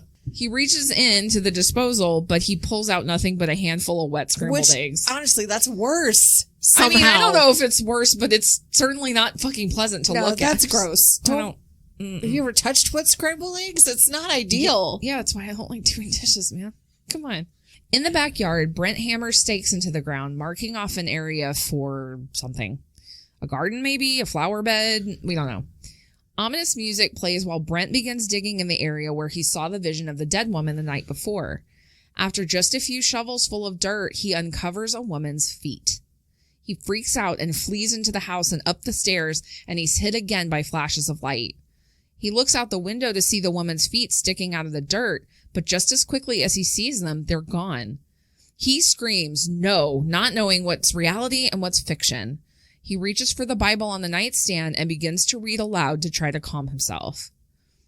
Later that evening, Kathy arrives home from work. Brent tells her to come upstairs so he can show her something. He shows her the partially put together crib in the nursery, and as he connects one of the sides of the crib, he gets a flash again, and a blonde woman from maybe the 60s is smoking and holding a drink. She yells at him, telling him that he makes things so hard for her, and she goes to put a cigarette out on his face.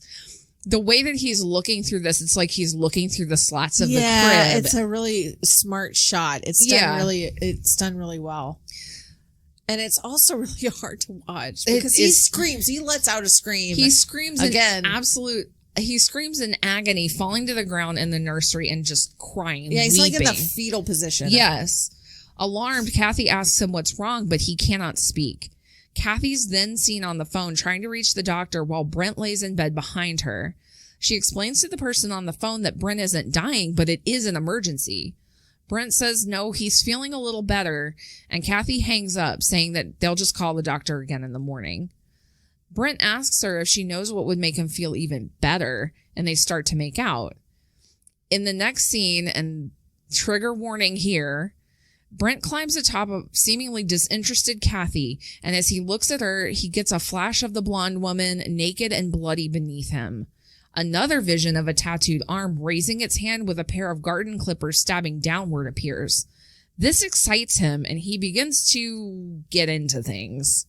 However, we see that he's not being physical with the dead woman, of course, but instead with Kathy, who is crying and writhing underneath him in protest and discomfort, telling him to get off of her. I hate this fucking scene. Hate it. So much. And it was very hard to watch. It's very hard to watch. It's also like this is one of my pet peeves in movies. If you don't have to show it, don't. If you don't have to do this, don't do it. You're potentially traumatizing the actors. You're potentially traumatizing anybody who may have to watch this scene. Fine, I get it. Sometimes it's for a plot or whatever, but you don't need to exploit it. You don't need to exploit that. This is for the plot, but they could have handled it differently. I feel like in the 90s, they were less sensitive to it. It goes on too long, and I just feel like you don't need it. And there's more. He continues, still seeing the dead woman's face, but we see that he's covering Kathy's mouth, and then he leans over and bites her shoulder. She finally is able to shove him off of her, crying and running from the bed. She sobs as she tells him to look at what he's done to her, pointing out the bleeding bite mark on her shoulder. He tells her with fear that he's been seeing things, and then screams at her to leave him alone. Still crying, Kathy runs from the room, and Brent begins to sob. It's disturbing. He's breaking, and he's not himself, and he's not control of any of his actions at this point. But like, this is one of those moments where like anybody else in any other circumstance, you would absolutely hate this person. Yeah, but God, this is a rough one. I kind of can't unpack this without screaming at it. I almost didn't want to cover this movie because of the scene. Yeah. I love the rest of the movie so much. I love Mark Hamill. It's the elephant in the room. Yeah, it's just not great. So let's talk about the next part. The next morning, Brent is frantically reading the Bible aloud in their bedroom as Kathy wakes up on the sofa. She hears Brent upstairs and looks incredibly worried, heading up to check on him. She goes into the bedroom and Brent spots her, and he growls at her that he thought he told her to leave him alone. Kathy pleads with him, crying to see the doctor, but Brent isn't convinced that the doctor can even help him. Kathy says she'll drive him, but he says no, and then he runs to get the car keys. So I guess he does want to go see the doctor all of a sudden. Or he's, I'll drive myself. I don't know. In the hospital parking lot, Dr. Lang pulls into a parking spot, and Brent suddenly rushes up to confront him, asking him what the hell he's done to Brent's eye. Dr. Lang says he doesn't know what Brent's talking about, but Brent demands to know where the eye came from. Dr. Lang eventually admits it came from a man who was executed in the gas chamber, a man named John Randall. Brent runs to his car and speeds off. Okay, I have to say this because, like, you pointed this out to me a few days ago. We were like randomly talking about movie trailers or whatever, and she had mentioned a movie. She's like, this segment is like almost the same plot as this other movie. Oh yeah, with the dude from Lawnmower Man. Yes, the movie is called Body Parts, and it's about a man who gets a arm transplant from a killer. It's terrible. Yes, but from what I remember, I mean, I think I saw it in the 90s when it came. This may have even come out about the same year. Might have. Like, it's right around the same time. It's a little, I mean, obviously it's its own full-length movie, so it's definitely more in depth. It's got its own issues. It's not played for camp, I think, the way this one is. But if you like the premise, you can go watch another movie that has the same one. The next scene starts with a librarian, played by Betty Muramoto, showing Brent how to use microfiche to look through old articles. I don't even think they do microfiche anymore. Like, it's just the internet. It's all digital now, yeah. Maybe. Brent finds an article showing that John Randall was convicted of 17 counts of kidnapping, false imprisonment, and murder. He was suspected to have tortured and killed at least 25 young women. Of course. Yeah. Brent reads aloud that Randall tried to dispose of the bodies in the garbage disposal. Like, what the fuck smart guy does that? Yeah. But the remains of 7 young women were discovered, all from stab wounds delivered by a pair of garden shears, and all of them sexually molested after death. Brent continues that Randall's childhood was marked by abuse from his mother, and that, like her, all of the victims had blonde hair. John Randall was known to refer to himself as the devil. Like, that's what the article said. And I'm like, oh, God, it's the devil. Evil eye. Back at Brent and Kathy's house, Kathy walks in to find Brent in the backyard digging away. He carefully puts a pair of garden shears in his pocket as Kathy asks what the doctor said, and he says that there's nothing to worry about. She sees that he's digging a grave-sized hole and asks him to stop digging long enough for him to talk to her. He says he can't. He has to finish digging her grave and swings the shovel at her, calling her a whore. The delivery of this, like, I have to finish digging your grave, it's so matter of fact. So matter of fact. He's kind of smiling a little bit about it. And it's, Mark Hamill. Oh, he's gone off the deep end. Mark Hamill just give him all the... We're about to see him in full glory. Yeah. He chases Kathy into the house, screaming after her the whole time and tackling her to the floor. He continues to call her a whore as he ties her by her hair to the dining room table. He ties it around the table leg. Yeah. He begins screaming John Randall's name, telling Kathy that he has Randall's eye and that he can see what John saw during his murderous endeavors. He says it is so satisfying and that Randall would have loved Kathy's blonde hair. She cries and begs for Brent to look at the Bible, but Brent ignores her, telling her that Randall made the bodies soft by killing them, and then he can have them. He says that Randall doesn't like it once they get hard and cold, and so they can get rid of them in the disposal, or they can put them in the ground and make them quiet. It's like you're seeing what this killer's like mental patterns were through the stuff that Brent is saying, and you're like, oh Jesus, it's disturbing. Yeah. Kathy continues to tell Brent, look in the Bible, as she struggles to untie her hair from around the leg of the dining table. She tells him again to look, that Brent and Kathy's names are in the Bible. She had given it to him as a gift. This confuses Brent, who's suddenly hit with vision after vision of the disposal, Randall's abusive mother, the garden shears, Kathy's smile. We flash between Brent's good eye and his evil eye, back and forth, faster and faster, until he raises the garden shears in his pocket and stabs himself in his transplanted eye, falling to the ground. Yeah. It is a cool sequence right here. Because it's just like frantic and desperate and evil and dark and bloody, and it's really great. Yeah. Kathy softly cries in the background as Brent slowly bleeds to death on the pages of the open Bible.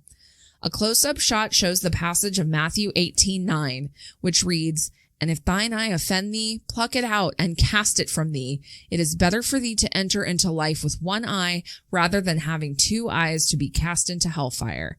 The segment ends. That's this one's particularly good. It's that scene is really hard, but like this one is particularly suspenseful and I like it the most and the least. Yeah. I cannot give it like my favorite of the three, obviously, for the completely like over the top rape scene. I can't. Right.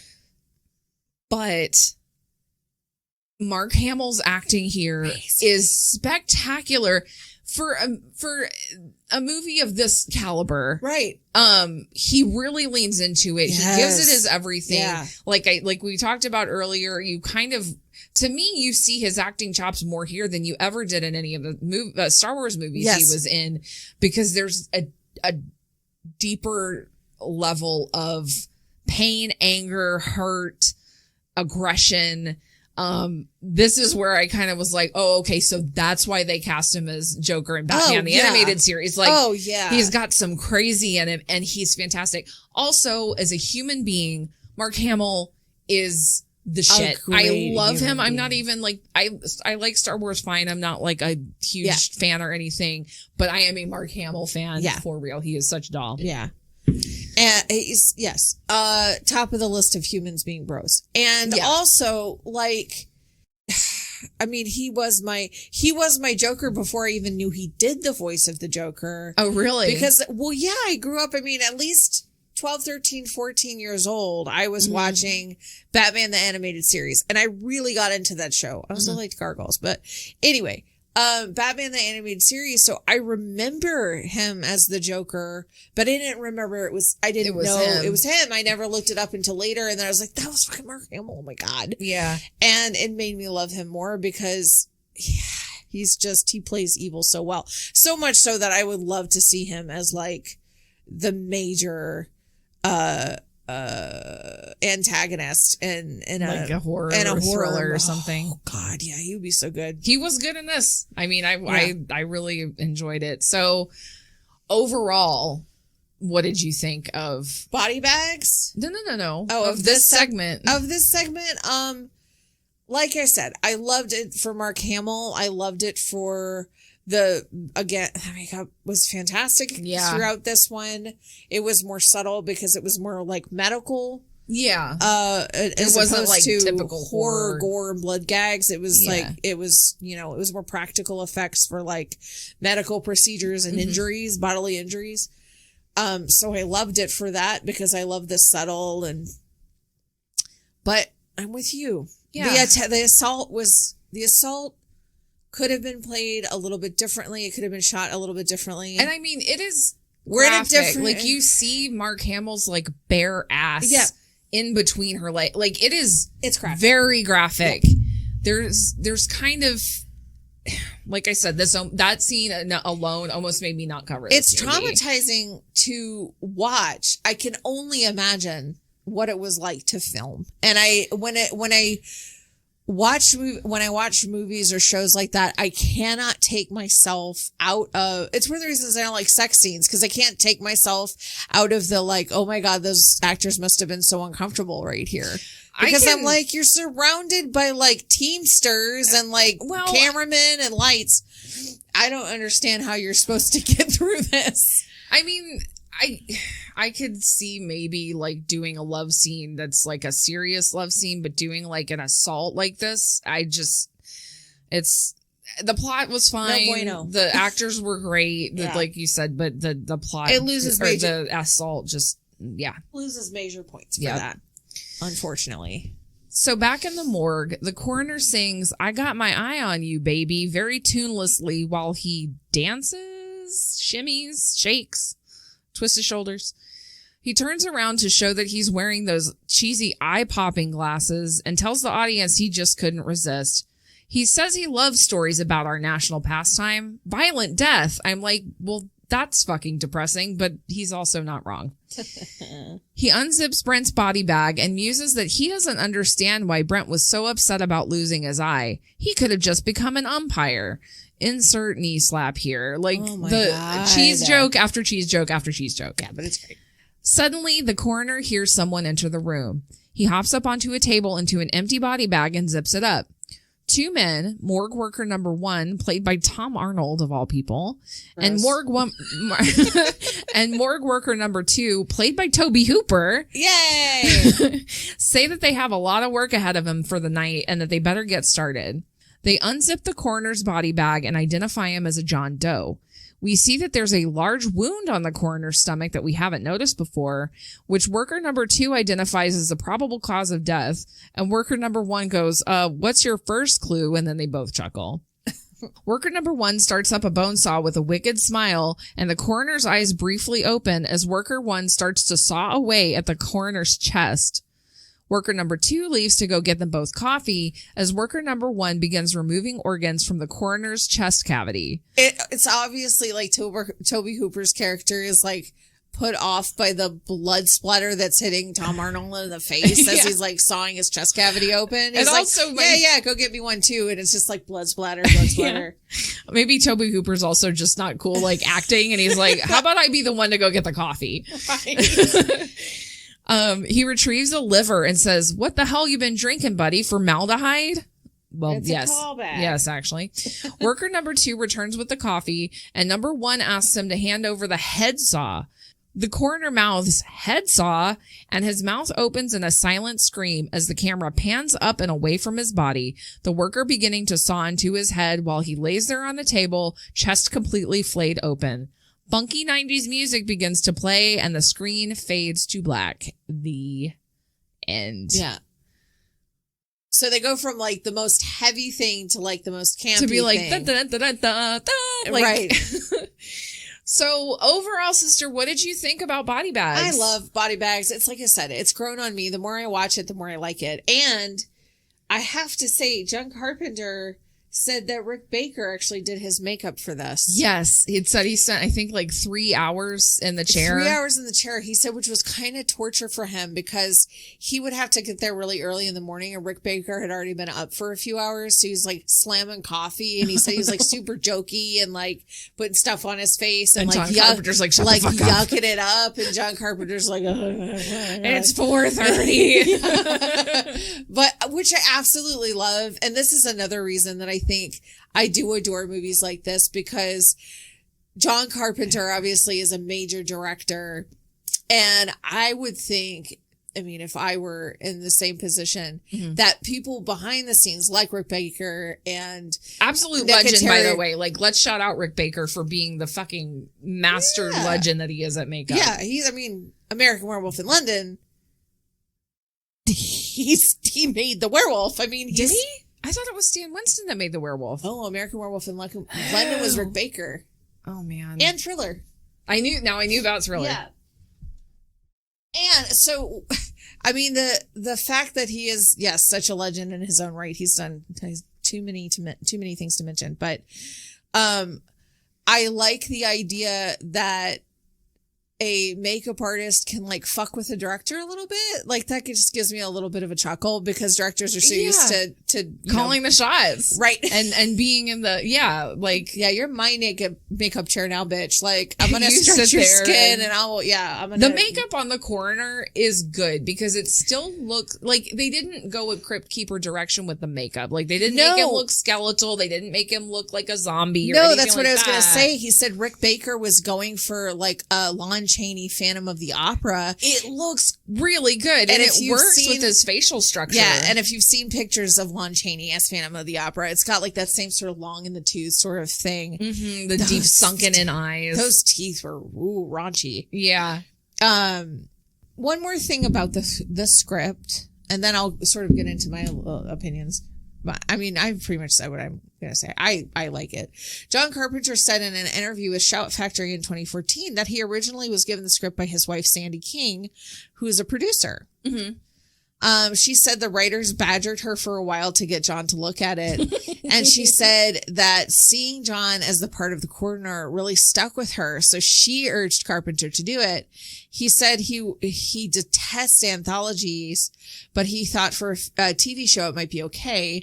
And he always knew he wanted to do the second one on the hair. So like he kind of agreed to it just based on it. He's like, I guess if we make it an anthology, and I guess if we're going to do the hair one, I'll fucking do it, whatever. So did he agree to direct the episode The Hair and then it turned into a movie? Or did he sign on like after Showtime pulled the plug? Unclear. I'm not sure. I'm wondering if he like signed up for an episode and he's like, well now fuck, I'm the goddamn coroner. Like, you know what I mean? Yeah, I don't know. I mean, that was obviously like shot in two different times because they had to come back and shoot the little in betweens. Yeah. I'm not sure. I was just curious. So overall, a good watch. Overall, I think John Carpenter is a good sport. That's what I think overall. He's a great director. We know this. Definitely a good sport. Like I said, I kind of wish I had seen this movie when it came out in 93. I think I would have, as a teen, really enjoyed it and enjoyed the cheesiness. Yeah. Now I look at it and I'm like, it's not. Do you feel like you can't appreciate it because it's too late?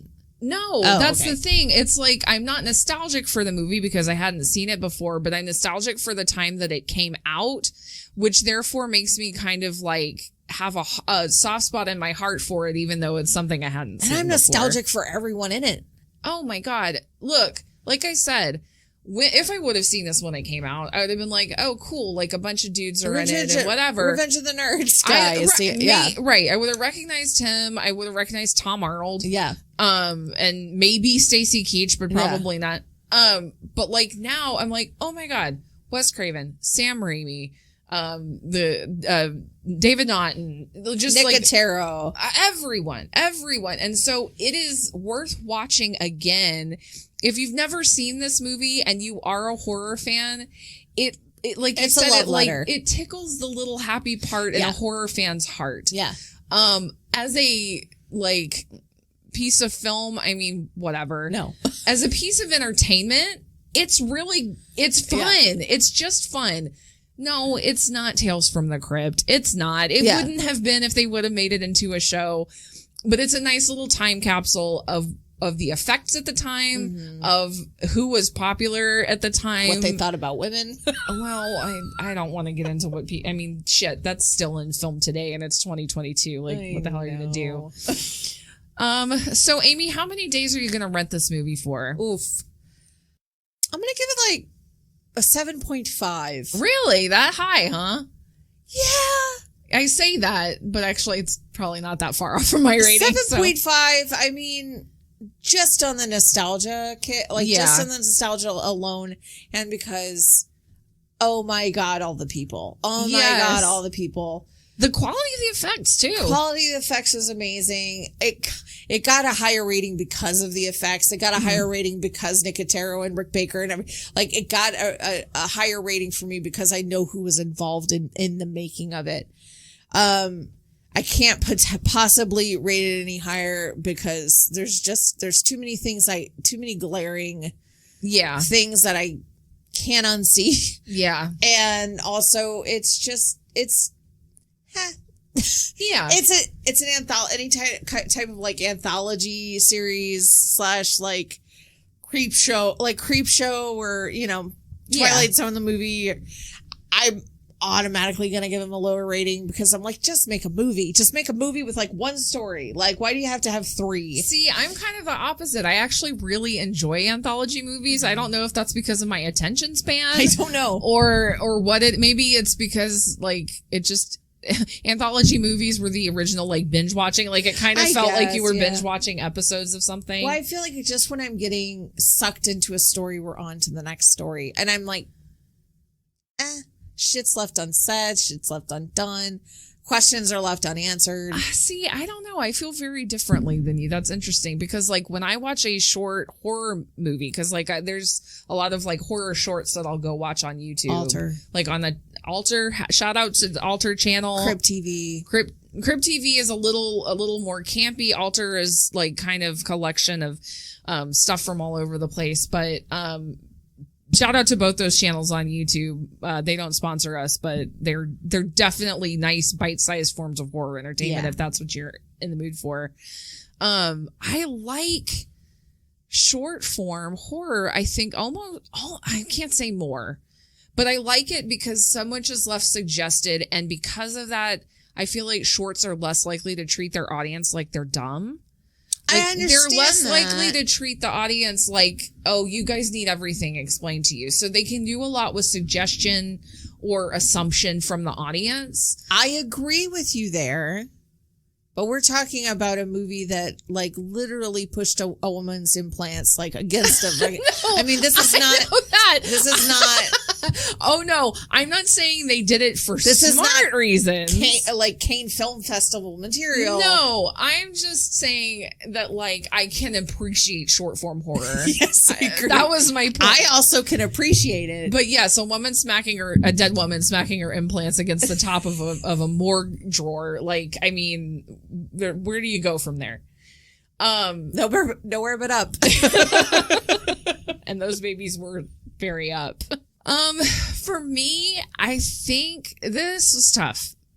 See, this is tough because the last Carpenter film that we watched was Christine, which I rated a 6.5 because it wasn't a horror. To me, it was a. You're wrong, but it was. I know we have opinions. We have differing opinions here. But the fear level and the entertainment level in Christine, to me, wasn't as high as this movie. But holy shit, is Christine a better quality movie? Oh, yeah. So for me, I'm going to also rate Body Bags a 6.5 day rental. But for very, very, very, very super different reasons than I also rated Christine a 6.5. Yeah. I will watch this movie again. Yeah. I will happily watch this movie again. Yeah. It's like, this is a movie I'd put on if I had to wash dishes and wanted something on for noise in the background. I'll have to wash dishes, right? I'm just kidding. Come on. Don't fucking share our tea all over the podcast that you do all the dishes. Don't blast that you're the dishwasher. But you know what I'm saying? It's just like a piece of entertainment. It's fun. It's kind of mindless. Yeah. So 6.5 days, and God love all the cameos. I can't. No. They make me happy. I'm an easily entertained woman. Because at the end of the day, when nothing else is going right in your life, collect all your friends and make a horror movie. If only. Yeah. If only. Well, that wraps it up for this episode, listeners and lurkers. Thanks for joining us here on The Last Isle. What did you think of this week's episode? Let us know on our social media channels, at Last Isle on Facebook and Twitter, and at Last Isle Pod on Instagram. We look forward to hearing from you. We'll be back next week with a new episode. So sit back, cuddle up with your tiny hairworms, and grab a Formalde-highball-tini and come peruse the selection of movies in The Last Isle. See you soon.